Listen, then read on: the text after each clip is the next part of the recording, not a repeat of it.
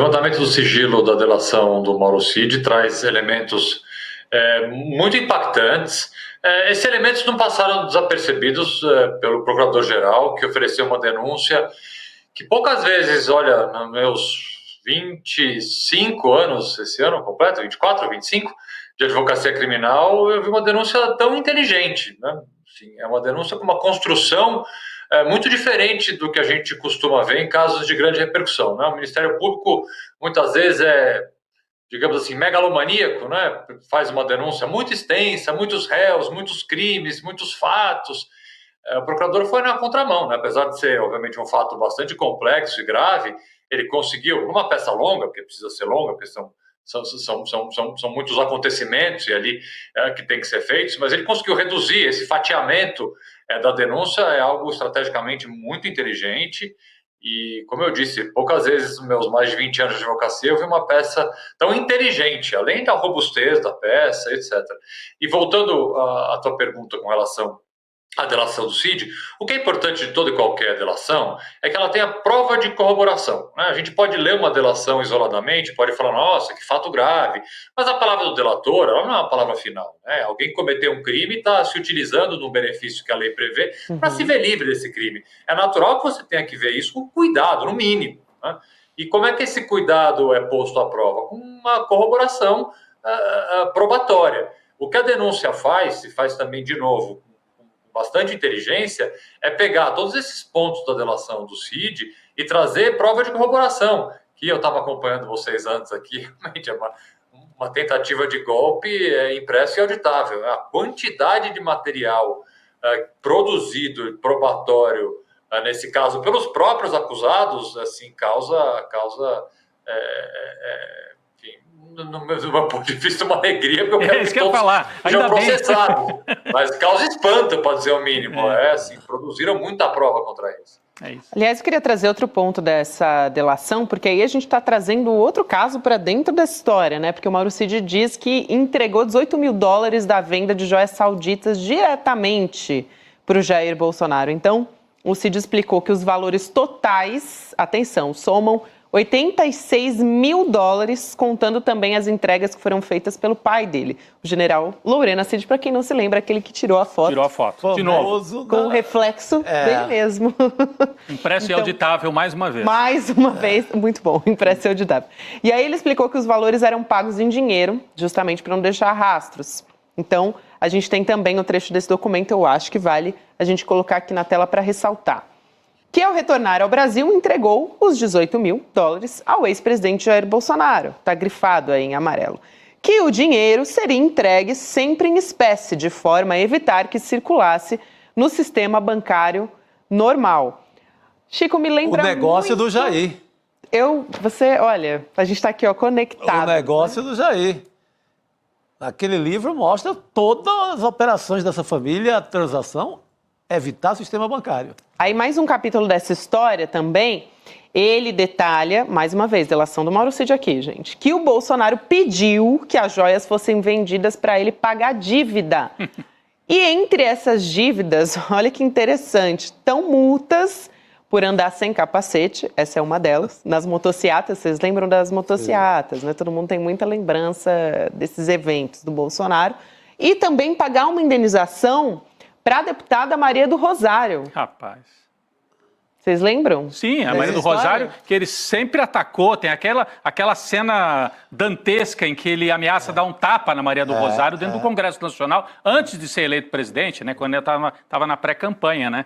Então, é uma ironia que agora ele seja pego por causa dessa história aqui também, né, envolvendo a Maria do Rosário. O trecho do documento diz: o presidente Jair Bolsonaro estava reclamando dos pagamentos de condenação judicial em litígio com a deputada federal Maria do Rosário e gastos com a mudança e transporte do acervo que deveria arcar, além de multas de trânsito por não usar o capacete nas motocicletas. E que, diante disso, ele solicitou ao colaborador quais presentes de alto valor que havia recebido em razão do cargo e que o colaborador verificou que os presentes mais fáceis de mensurar o valor seriam os relógios. Um deles que nunca mais foi visto. Que desapareceu. Né? É aquela coisa, olha, precisa de uma grana, tem que levantar aí, se vira, Cid. O que é que a gente tem aí? O que a gente recebeu que pode vender, que pode desviar? Cara, Posso só fazer uma pergunta para o doutor? É uma dúvida que eu fiquei hoje pela manhã, porque o receio do inner circle ali do Bolsonaro, né, o núcleo duro, é que saísse a delação do Cid hoje, doutor Botelho, e diligências. O senhor tem informação ou acredita que tenha diligências que foram pedidas aí nos últimos tempos que não vieram a público ainda, que possam acostar mais provas e testemunhos, por exemplo? Eu volto à inteligência da peça apresentada pelo Gonê. Ele não misturou fatos, né? A peça, ela exclusivamente trata da tentativa de golpe. Você poderia, numa acusação megalomaníaca, juntar tudo, né? Golpe, vacina, joia. Imagine a alegria dos advogados de defesa. Esse é o tipo de caso que a gente gosta de enfrentar, porque é um caso que vai dar bagunça, vai dar nulidade processual, vai dar confusão. Esse caso objetivo, essa denúncia objetiva, evita isso. Agora, as investigações continuam. Eu, no começo... não vou me lembrar o mês, mas enfim, eu me posicionei logo que todos foram indiciados, inclusive o Bolsonaro, e até foi uma manifestação minha que causou algum desencontro com algumas pessoas que entenderam que eu estava menosprezando o trabalho da Polícia Federal, quando eu disse que o indiciamento é o começo do começo do começo, porque é mesmo, o indiciamento é o primeiro ato que você faz efetivo, para dizer que alguém está sendo investigado por um crime. Depois você tem, agora o que nós temos, o oferecimento de uma denúncia, é um processo, e aí uma condenação. Então, este processo, essa denúncia que foi oferecida, ela exclusivamente trata da tentativa de golpe de Estado.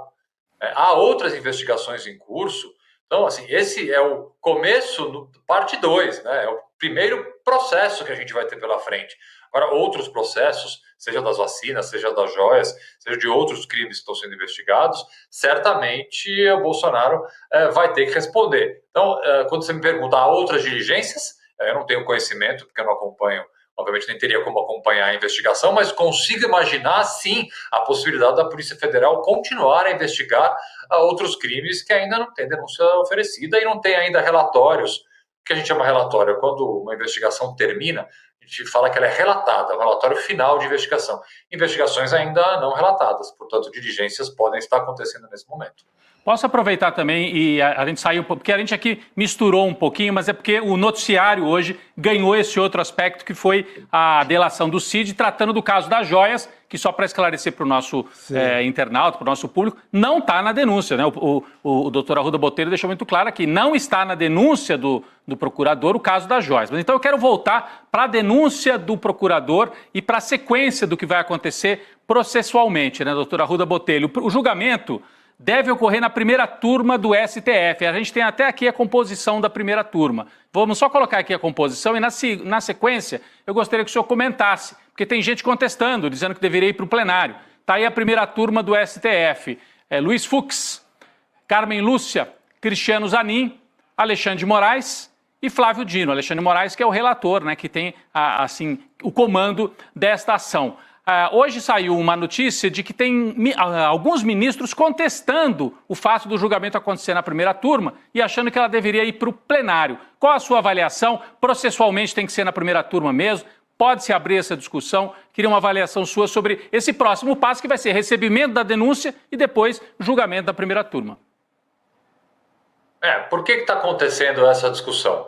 Porque num passado recente, julgamentos que a gente chama de ação penal originária, ou seja, um processo que começa já no Supremo, eles eram tocados pelo plenário, né?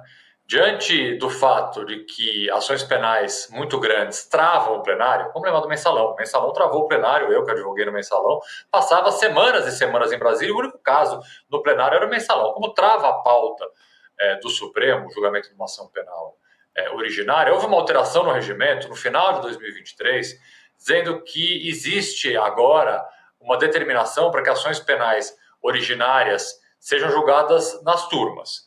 A exceção disso é quando são investigados presidentes, vice-presidentes, etc., que praticaram crime no mandato. Então, este caso específico, o julgamento, ele se dá pela primeira turma. Foi esse o entendimento do ministro Alexandre de Moraes, manter, diante da alteração do regimento, na primeira turma. Pode haver uma discussão técnica de levar isso para o plenário? Pode haver. Certamente os advogados dos denunciados farão essa discussão. Esse desconforto causado por alguns ministros, segundo a imprensa noticiou, disso não estar sendo julgado no pleno, parte de uma premissa, segundo a matéria, de que esse caso é importante demais para não ser julgado no pleno. Olha, aí esse argumento, respeitosamente, eu não posso concordar. Se você discute alguma questão processual para dizer, olha, o início da tentativa de golpe se deu quando o Bolsonaro era presidente, por isso vamos excepcionalizar essa regra nova do regimento, aí é uma discussão que eu poderia até entender de ser feita. Agora, dizer que é porque um caso importante tem que ser julgado pelo plenário, não é o que o regimento diz. Mas aí, então, doutor, essa vai ser uma discussão que a gente vai ter que aguardar cenas do próximo capítulo, mas será uma discussão técnica. Doutor, nesse caso, se houver uma decisão de levar para o plenário, para as pessoas entenderem, né? Ou vota uma turma ou outra, são 6 ministros, ou vai para o plenário, que é todo mundo, né? Iria só o Jair Messias Bolsonaro ou iria todo mundo? Difícil de responder isso agora. Geralmente tem uma coisa que puxa tudo. O Bolsonaro indo, puxaria todo mundo. Seria dificuldade de fatiar isso. Iria todo mundo para lá. Qual é a diferença do ponto de vista prático de julgar isso no pleno ou julgar isso na turma? Com o maior número de ministros no pleno, o julgamento demora um pouco mais, né? Que momento esse julgamento pode demorar? Em 2 momentos, tá? Primeiro, é o recebimento da denúncia. O que vai acontecer agora? Explicando um pouco o trâmite, tá? Os acusados vão ser intimados, citados, para apresentar uma defesa preliminar, que é uma defesa bastante burocrática, e aí é feita uma sessão no Supremo Tribunal Federal de recebimento da denúncia. Eles vão verificar os requisitos para se receber uma denúncia. Se a denúncia está formalmente em ordem. Tá? Isso passa por uma sessão de julgamento. Se a sessão for na turma, como são menos ministros, tende a ser uma sessão bem rápida. Até porque isso é bem protocolar, esse recebimento de denúncia. Se for no pleno, vai demorar um pouco mais, porque tem mais gente analisando.